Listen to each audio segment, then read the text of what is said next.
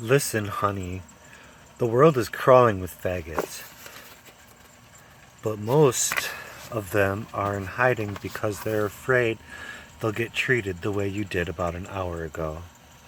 I took in my breath sharply. Melvin must have seen the look of shock on my face because he looked puzzled for a moment. Then he laughed. That word bother you? I was taught it was impolite. It is. But if you live in a world that keeps trying to grind you down, you either start thumbing your nose at it or end up very, very short. Taking back the language is one way to jam the grinder. My friends and I called each other faggot and queer for the same reason so many black folks call each other the N-word.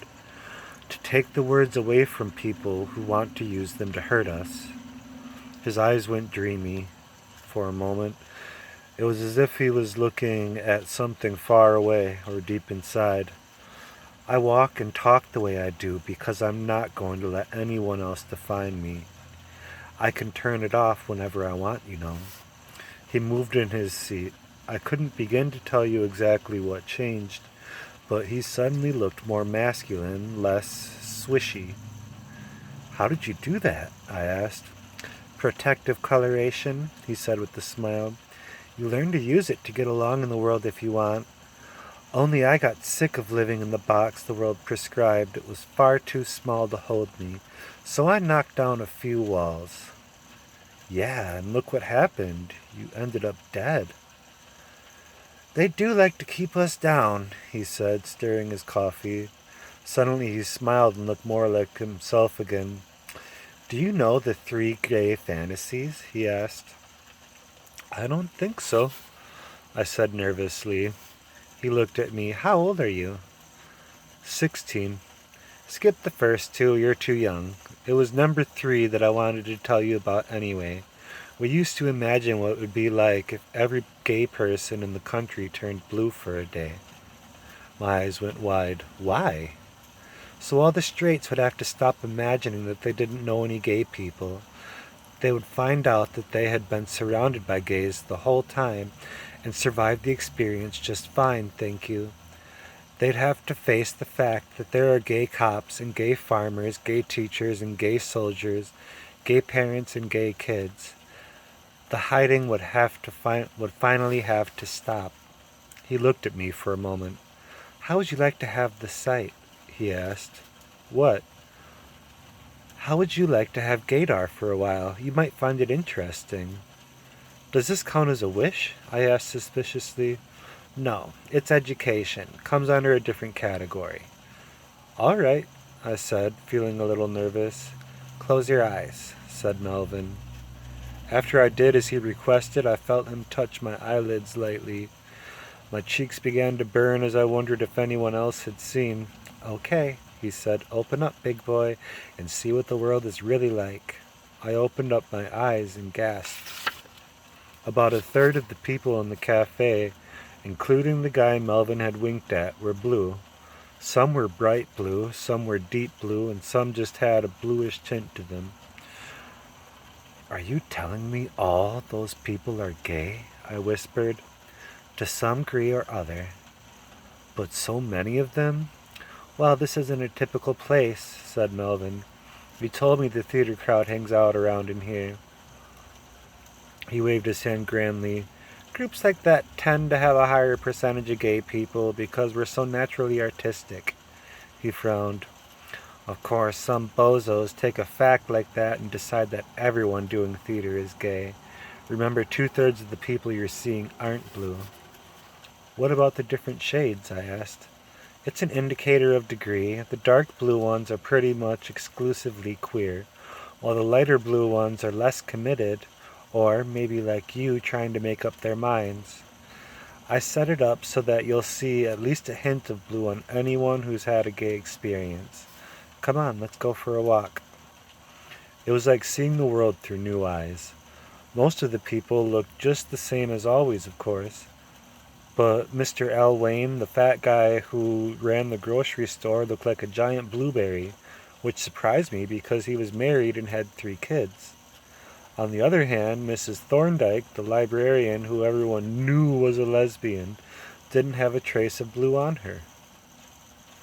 Can't tell without the spell, said Melvin. Straights are helpless at it. They're always assuming someone is or isn't for all the wrong reasons. We were at the library because Melvin wanted to show me some books. Here, flip through this, he said, handing me a one-volume history of the world. My blue vision worked on pictures, too. Julius Caesar? I asked in astonishment. Every woman's husband, every man's wife, said Melvin. I met him at a party on the other side once. Nice guy. Flipping some more pages, he said, Here, check this one out. Alexander the Great was a fairy? I cried. Shh, hissed Melvin. We're in a library. All right, I suppose you're wondering about me, as in, was I blue? The answer is slightly. When I asked Melvin to explain, he said, The magic 8-ball says signs are mixed. In other words, you are one confused puppy. That's the way it is sometime. You'll figure it out after a while. Watching the news that night was a riot. My favorite network anchor was about the shade of a spring sky, pale blue but very definite. So was the congressman he interviewed, who happened to be a notorious Republican homophobe. Hypocrite, I spat. What brought that on? Asked Dad. Oh, nothing, I said as I tried to figure out whether I was relieved or appalled by the slight tint of blue that covered his features. Don't get the idea that everyone I saw was blue. It broke down pretty much the way the studies indicate. About 1 person in 10 is solid blue. 1 person out of every 3 or 4 has some degree of shading. I did get kicked out of the 3 blue guy. A kick out of the 3 blue guys I spotted in the sports feature on the team favored to win the Super Bowl. If I did get but it wasn't that congressman who stayed on my mind. I couldn't forget his hypocritical words about the great crime of homosexuality and the gay threat to American youth. I was brushing my teeth when I figured out what I wanted to do. No, I whispered, staring at my bluish face in the mirror. I couldn't. For one thing, it would probably mean another beating from Butch Kerrigan. Yet, if I did it, nothing would ever be the same. Rinsing away the foam, I whispered Melvin's name. At your service, he said, shimmering into existence behind me. Oh, what a tacky bathroom. Where was your mother brought up, in a Kmart? Leave my mother out of this, I snapped. I want to make my second wish. And it is? Gay fantasy number 3, coast to coast. He looked at me for a second, then began to smile. How's midnight for a starting point? 24 hours should do the trick, don't you think? I replied. He rubbed his hands, chuckled, and disappeared. I went to bed, but not to sleep. I kept thinking about what it would mean when the rest of the world could see what I had seen today. I turned on my radio, planning to listen to the news every hour.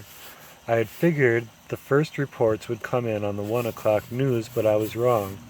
It was about 12:30 when special bulletins started announcing the strange phenomenon.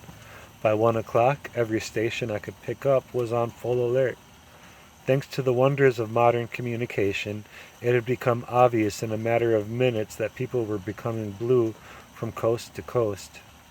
It didn't take much longer for people to start figuring out what the blue stood for. The reactions ranged from panic to hysterical denial to dancing in the streets. National Public Radio quickly summoned a panel of experts to discuss what was going to happen when people had to go to work the next day. Or school, I muttered to myself, which was when I got my next idea. Melvin, I shouted. You rang? He asked, shimmering into sight at the foot of my bed. I just figured out my third wish. I took a breath. I want you to turn Butch Kerrigan blue. He looked at me for a second. Then his eyes went wide. Vincent, he said, I like the way you think. I'll be back in a flash. When he returned, he was grinning like a cat. You've still got 1 wish left, kiddo, he said with a chuckle. Butch Kerrigan was already blue as a summer sky when I got there.